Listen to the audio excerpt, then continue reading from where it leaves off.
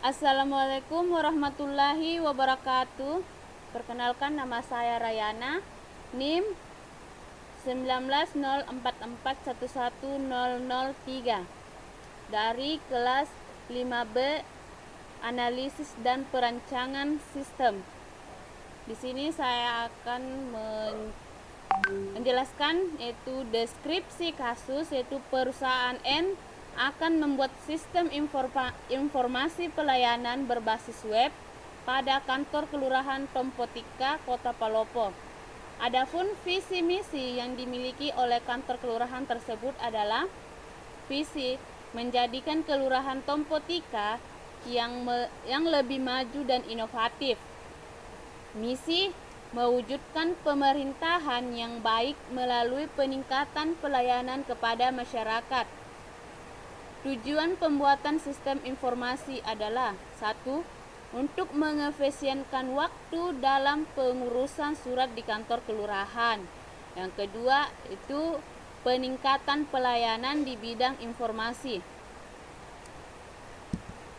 Kantor Kelurahan Tompotika memberikan banyak pelayanan kepada warganya, khususnya dalam pembuatan berbagai macam surat, mulai dari surat pengantar pembuatan SKCK, surat pengantar pembuatan kartu keluarga baru, surat penghasilan orang tua, dan lain-lain sebagainya. Setiap warga yang kiranya memiliki kepentingan pengurusan akan mendatangi kantor kelurahan untuk mengurus dan membuat surat yang dibutuhkan. Saat di kantor kelurahan, warga akan diarahkan menuju bagian pelayanan. Di bagian tersebut, pegawai kelurahan akan memberikan informasi yang sesuai dengan kebutuhan warganya. Misalnya, jika warga belum mengetahui kelengkapan berkas yang harus dipenuhi, maka disitulah pegawai bagian pelayanan akan memberikan informasi kelengkapan berkas tersebut. Jika warga sudah melengkapi berkasnya, maka pegawai akan melakukan pengumpulan berkas yang nantinya dijadikan arsip di kantor kelurahan. Setelah itu, pegawai bagian pelayanan akan mengarahkan warganya untuk mengisi formulir sebagai kelengkapan data warga. Setelah mengisi formulir, pegawai akan melakukan pengecekan kelengkapan data yang diisi.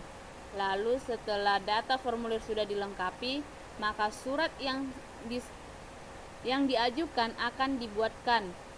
Surat yang sudah jadi akan ditandatangani oleh warga dan diberi stempel sebagai bukti bahwa surat tersebut asli. Setiap surat yang dibuat berjumlah 2 lembar, satu untuk arsip di kantor kelurahan dan satu lagi untuk warganya. Berikut ini adalah penggambaran flowchart sistem yang berjalan pada pelayanan kantor kelurahan. Itu sebagai berikut. Yang kita mulai dari start, yaitu mendatangi kantor. Setelah itu kita akan diarahkan ke kantor pelayanan yang bagian informasi pelayanan. Setelah sampai di informasi pelayanan, kita akan mengetahui berkas apa saja yang kita harus butuhkan, kemudian mengumpulkan berkas. Jika berkasnya tidak lengkap, kita akan kembali ke informasi pelayanan untuk menindaklanjuti berkas apa saja yang belum lengkap. Jika berkas yang kita kumpulkan sudah lengkap, maka kita akan mengisi formulir, kemudian membuat surat yang diajukan warga. Itu jika ya kita akan mengisi formulir, kemudian ditindaklanjuti itu membuat surat yang diajukan warga. Setelah itu akan tanda tangan dan stempel surat, akan keluar suratnya. Surat yaitu yang terbagi dicetak akan 2 lembar, yang surat untuk arsip di kantor dan surat yang kita sendiri punya. Sekianlah, itulah